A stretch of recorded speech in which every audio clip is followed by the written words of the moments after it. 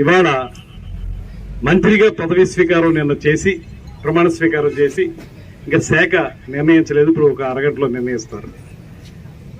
ప్రమాణ స్వీకారం చేసిన తర్వాత నియోజకవర్గంలో ప్రవేశించిన తర్వాత మొట్టమొదటి కార్యక్రమం రైతులకి నీరు వదిలేటువంటి కార్యక్రమంలో పాలు పంచుకోవడం అనేది నా అదృష్టంగా నేను భావిస్తున్నాను.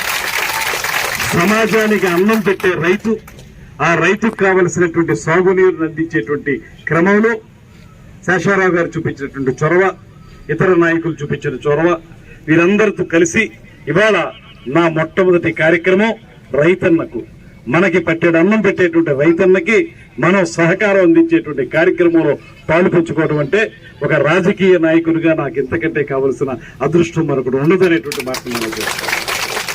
దాంతోపాటు ఒక విషయం మీకు స్పష్టంగా తెలియజేస్తాను.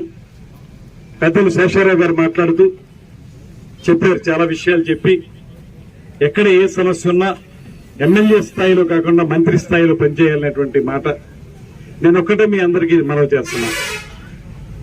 మీరు ఏదైతే మనకి సహేతుకమైనటువంటి డిమాండ్ ఉంటుందో, మన నియోజకవర్గానికి ఉపయోగపడేది, లేకపోతే రైతులకు ఉపయోగపడేది, యువతకు ఉపయోగపడేది, నిరుద్యోగులకు ఉపయోగపడేటువంటి అంశాలు ఏవైనప్పటికీ కూడా వాటిని సాధించే విషయంలో ఖచ్చితంగా మీకు ఎమ్మెల్యే స్థాయి దాటి మంత్రిగా మీకు పూర్తి స్థాయిలో అండదండల్లో ఉండి ఆ విషయాన్ని సానుకూలపరచడానికి ఎల్లవేళలా కూడా సిద్ధంగా ఉంటాననేటువంటి మాటను కూడా మీ అందరికీ మనం చేస్తున్నాం.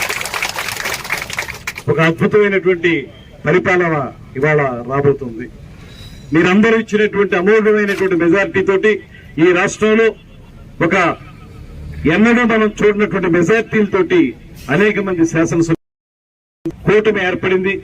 కూటమిలో ఒక పక్కన తెలుగుదేశం, ఒక పక్కన జనసేన ఉంటే ఈ రెండింటికి సపోర్ట్ చేయడానికి పైన అధికారంలో ఉన్నటువంటి భారతీయ జనతా పార్టీ ఉండడం కూడా మనకు